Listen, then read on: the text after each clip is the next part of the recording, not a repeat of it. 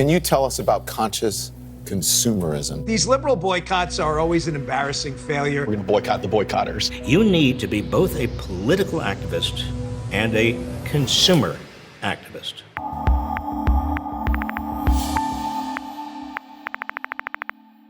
Being a consumer.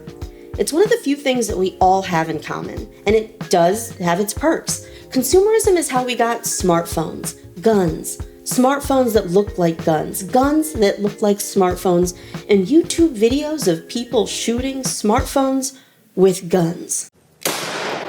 While we don't really have a choice whether we are consumers, we do have a choice in what we consume. And a majority of Americans want the things they buy to reflect their values, be they political, moral, or environmental. And companies have figured that out. People need to care more in order for change to happen. In a time when people feel especially powerless, it's exciting to think that you could use your wallet to fight for the things that you believe in. That's why some people responded to Chick-fil-A's support of anti-LGBTQ organizations back in 2012 by not eating there, and others took a different route. God bless you, Chick-fil-A. At any given time, about a third of Americans are boycotting one or more companies for any number of reasons. Y'all already want a virtue signal.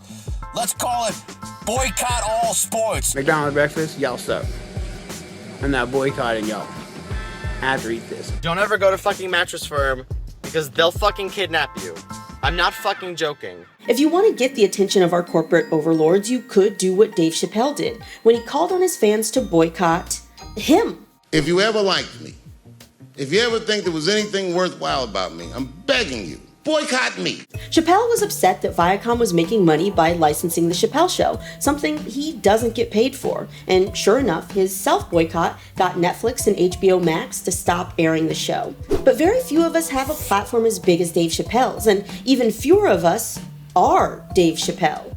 But if you are Dave Chappelle, hello, how are you? Thank you for watching. If you're really looking to make a point, you might consider joining forces with a lot of other pissed off people. More than 99% of the Negro people of Montgomery rose up with a bit of indignation, a righteous indignation, I would say. One of history's most famous boycotts, the 1955 Montgomery bus boycott, followed the arrest of Rosa Parks. But it was successful in large part because black people made up 3/4 of the customers using the bus system. So an organized protest was a serious financial hit. Even then, the boycott had to go on for over a year and only ended when the Supreme Court stepped in and ruled that bus segregation laws were unconstitutional. Because apparently, for many white Southerners, the threat of their city going broke wasn't nearly as scary as the threat of racial equality. Ooh, I can vote now. These days, boycotting is a lot like hooking up. Social media has made it easier to do, but not necessarily better. Many campaigns end in calculated corporate PR statements, spending millions on ads that at least say they'll do better. But like anyone you're in a toxic relationship with, stops just short of actually apologizing. From now on, Facebook will do more to keep you safe and protect your privacy. It's a new day at Wells Fargo because earning back your trust is our greatest priority. It's time to move in a new direction. And I want you to know just how excited I am to write Uber's next chapter. The problem with fighting a company that may or may not be morally bankrupt, but definitely not financially bankrupt, is that it takes a lot of time. A sustained boycott is often credited with finally forcing Nike to stop making its products with child labor and sweatshop wages. That campaign spanned the late 80s and most of the 90s. That's 2 separate decades for those of you who abhor Amazon's labor practices but can't stand the idea of waiting 2 separate days for shipping. One of the hardest parts of taking an ideological stand against a corporation isn't necessarily that company, it's other customers. A successful boycott could inspire a counter boycott because for every action, there is an equal and opposite petty reaction. Anytime a business takes a political stance, you run the risk of turning off a subset of your consumer base, and that seems to be exactly what Nordstrom's done here. In 2017, liberal Americans turned on Nordstrom for carrying Ivanka Trump's clothing line, which, by the way, perfect clothes if you need to awkwardly force yourself into a conversation with world leaders who don't care who you are. As soon as you start talking about the economic aspect of it, though, a lot of people start listening who wouldn't otherwise listen. And the same with the defense side. When the store stopped carrying the line shortly thereafter, the Trump supporters showed up. Or, I guess, didn't. Because of your decision to drop Ivanka Trump, I will no longer shop at your store, nor will my husband or our 9 children or our 8 grandchildren. Since most of us don't have an army of family members to call on, many people try to fight back against boycotts by doing exactly the opposite.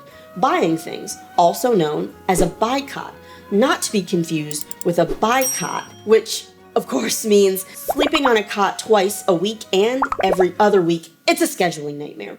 When liberals threatened to boycott Goya Foods after the CEO came out strong for President Trump, the president's supporters made their opinions known by suddenly becoming bean fanatics. Everyone needs to buy at least $10 worth of Goya Foods. I want to specifically buy with my own money some Goya brand items. They want to move America in the direction of the United States of socialism.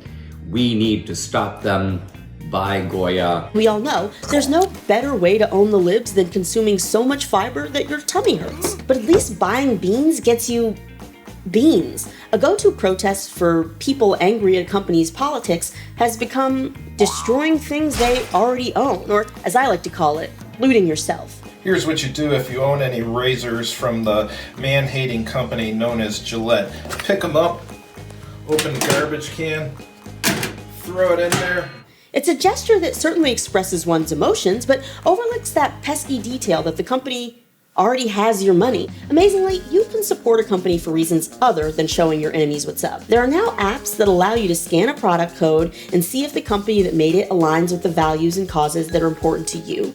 Your food can be GMO-free. Your cleaning products can come from companies that pay women equal to men. And your fur can come from companies that only kill annoying animals. Together, we can spend our way to equality. It is appealing to think that you aren't just paying for dinner or going on a shopping spree, that you're standing up for what you believe in. But finding the right companies to support isn't easy, especially when many of your go-to artisanal brands are owned by the very corporations you're trying to get away from. Companies spend millions of dollars branding and rebranding to attract conscious consumers, even when that image is at odds with what they actually do. I challenge Exxon to disprove that it spends more on advertisements touting its renewable investments than it does on the renewable investments themselves. Corporations would love for you to believe that it's your fault the world is a mess, caused by your failure to choose the most conscientious brands. But even if you were to perfectly curate every product you own to align with your views on, say, environmentalism, about a third of all carbon emissions come from 20 companies. 20 companies that aren't changing what they do just because you wipe your ass with environmentally friendly toilet paper. It's the consumer paradox. Our individual actions can't fix structural problems, but structural problems can't be fixed without individual actions, or at least actions to make sure that the people causing the problems are held responsible for fixing them. But since we have to buy something, it makes sense to put your money towards the companies, people, and things you believe in. Unless you specifically disagree with the things that I believe in which case you are wrong.